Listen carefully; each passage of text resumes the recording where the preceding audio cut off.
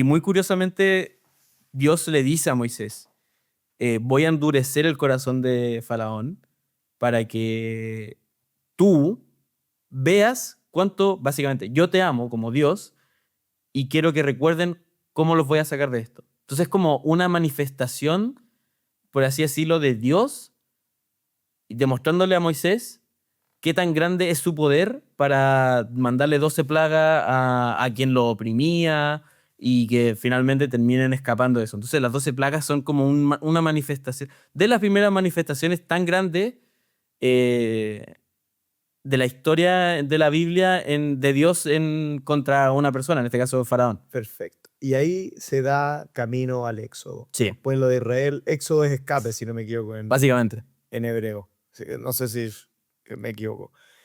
Y se da camino Moisés abre el mar, como se ha representado miles de veces de manera en películas, series y todo, debe ser de la escena más famosa del Antiguo Testamento, y se da camino a los 40 años de moverse en el desierto. En esos 40 años, obviamente pasaron muchas cosas, ¿cierto? Sí. Pero de las cosas que más te llamaron la atención de esa búsqueda de la tierra prometida, ¿qué fue? A mí lo que más me gusta de todo ese momento del éxodo, cuando están en el desierto, es que el trayecto, cuando ellos pisan el otro lado del mar, hasta el lugar que tenían que llegar, eran 40 días. ¿Ya? ¿Y cómo llegamos a 40 años?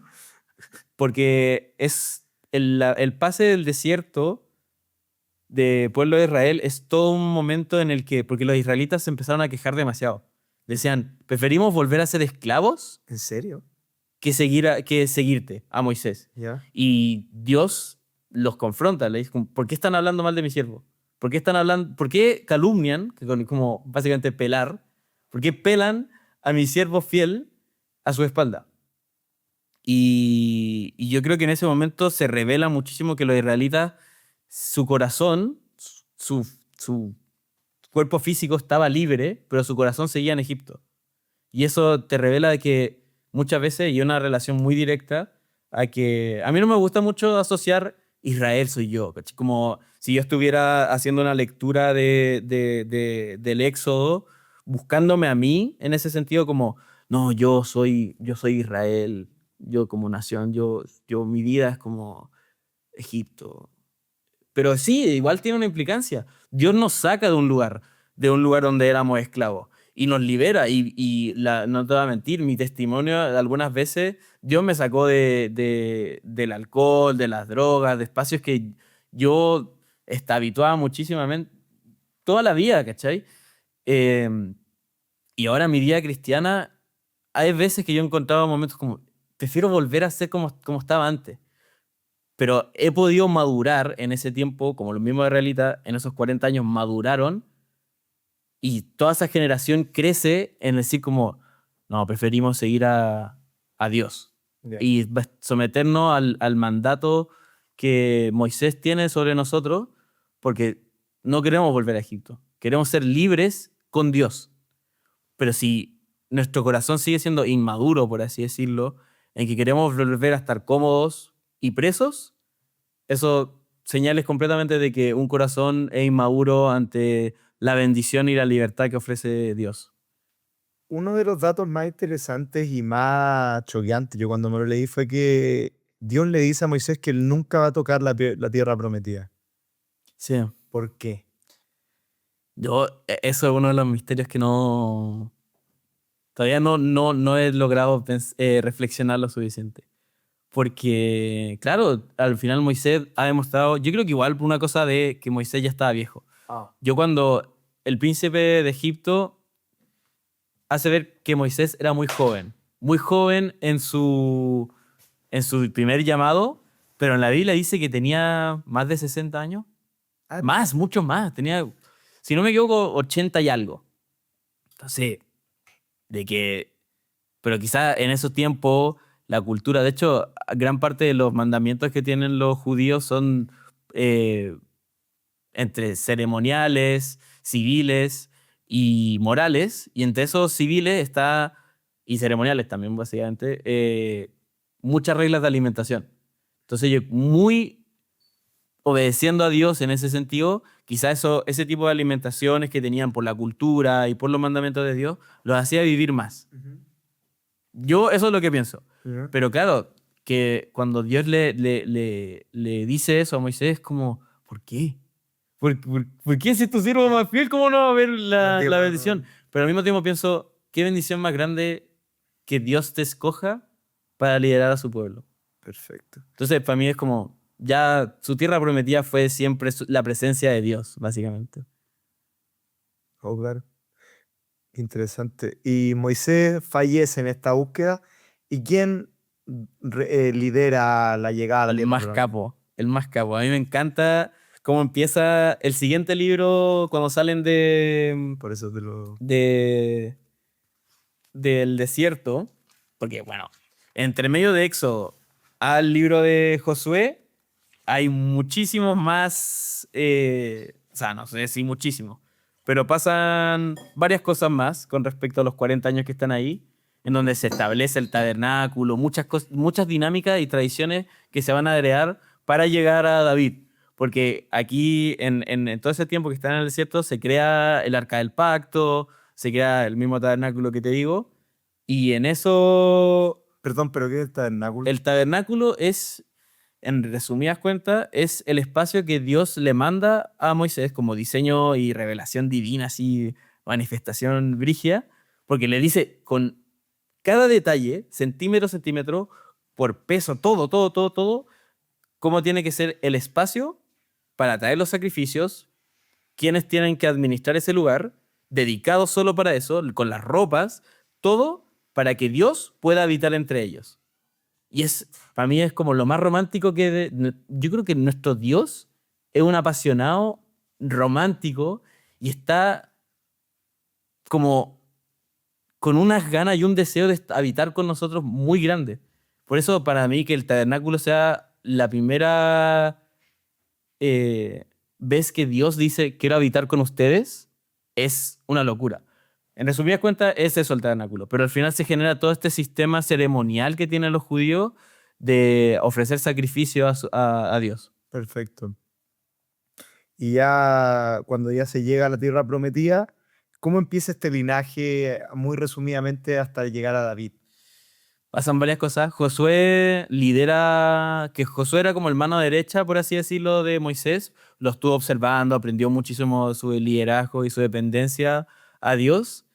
Y cuando fallece Josué, luego de su victoria, de establecerse en todo esto con el pueblo, viene Jueces, que Jueces es un libro de eso, que luego del liderazgo de Josué, vienen muchas personas que son, que lideran a Israel por un momento. Se me metió ¿Lo queréis?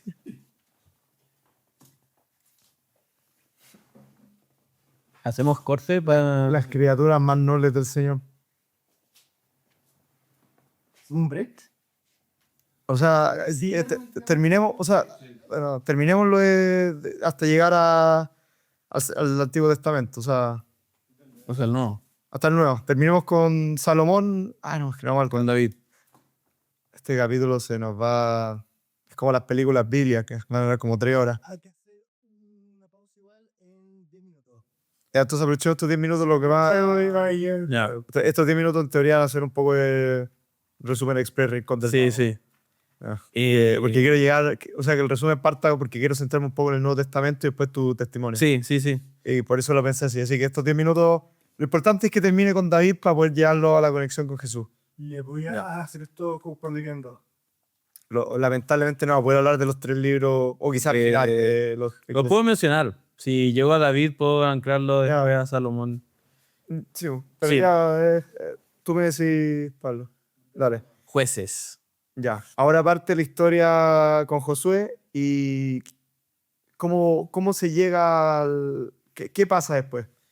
Después Israel entra en una dinámica de que van entre líder a líder. En ese entonces, de hecho, el libro de Jueces habla de que a mí me da un poco de risa, porque es como, por 40 años obedecieron a Dios, luego desobedecieron. Y apareció otro juez que los llevó a tener, de nuevo, no sé, 40 años de nuevo obedeciendo a Dios, pero después desobedecieron. ¿Cachai? Como que era... Así estuvieron, no sé, más de 100 años, ¿Ya?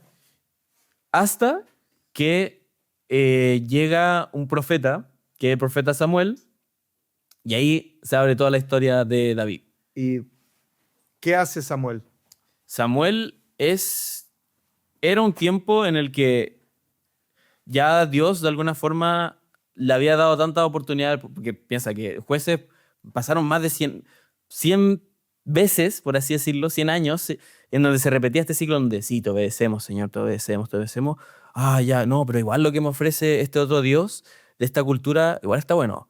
Igual rezarle a un becerro de oro me gusta. Entonces, Dios, permiso.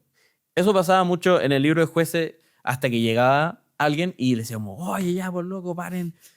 Básicamente, eso es jueces. Pónganse. Sí, sí, como paren, como no tienen temor al Señor y se vuelve como una normalidad de que los profetas no aparezcan mucho, o los jueces, por así decirlo. Eh, bueno, que al final son como gente que tiene comunión a tal punto en el que Dios selecciona con su Espíritu Santo para decir, te voy a revelar lo que va a pasar y te voy a utilizar. Samuel es uno de esos. ¿Y qué hace Samuel? Samuel unge al primer rey de Israel, que curiosamente no es David, ¿Ah? es Saúl, ¿Ya? que es uno de los personajes más interesantes del Antiguo Testamento. Bueno, hay muchos personajes interesantes, pero Saúl tiene la situación en la que vemos lo que pasa, porque Samuel escoge a través de la revelación de Dios a Saúl porque eso era una persona apuesta, la Biblia lo describe como una persona alta, capaz, pero que igual tenía como conducta un poco extraña. Pero Dios lo selecciona de todas formas. Estas conductas extrañas, más que nada, son entre como un poco de victimización, pero un corazón como muy como perverso, por así decirlo. ¿Ya? Sí, porque en Samuel, en Primera Samuel, porque son dos libros, específicamente en el primer libro se habla muchísimo de cómo David llega al poder, y Segunda Samuel ya es David, el reino de David así establecido y el más bacán de los bacanes, de los reyes de Israel. Pero Saúl sí tuvo mucho tema porque se empezó a volver como muy ambicioso en el reino, como rey en realidad. Tuvo hijos, tuvo varias concubinas que son como, tú puedes tener tu esposa como rey, pero tus concubinas, que son con gente, mujeres que puedes tener relaciones y tener Descendencia. descendencia, para aumentar la descendencia de tu reino. Eh, y en eso Dios, y es muy curioso lo que se dice, yo tuve que detenerme a estudiarlo y todavía no lo termino muy de entender, que dice, Dios le dice a Samuel, me arrepiento de haber hecho a Saúl rey. Y yo los invito a que también estudien ciertas palabras que uno dice, ¿por qué Dios diría eso? Detenerse, estudiarlo y decir, entiendo por qué Dios lo dice de esa forma. Cuando Dios dice eso, retira, por así decirlo, el Espíritu Santo que había seleccionado para Saúl, lo quita y un espíritu maligno atormenta a Saúl y se vuelve loco. Y en eso, mientras tanto, Samuel va y busca al próximo rey, porque Dios se lo dice. Va a buscar, no sé si se le dice, no me acuerdo si se le dice así, va a buscar otro rey, pero tiene esa misión, Samuel, de buscar otro rey que se alinee al corazón de Dios. Curiosamente, ese rey, en el entonces, cuando Samuel lo va a buscar, era un niño. Este sí era un niño. Y un niño pobre y pastor, si no me equivoco. Pobre y pastor, básicamente. Sí, Una de las criaturas más indefensas del Señor. por así decirlo. Y con el oficio más humilde, y que no te esperaría que venga un rey de ahí, pero está alineado al corazón de Dios. Entonces eso ya te habla de que Dios es omnipotente.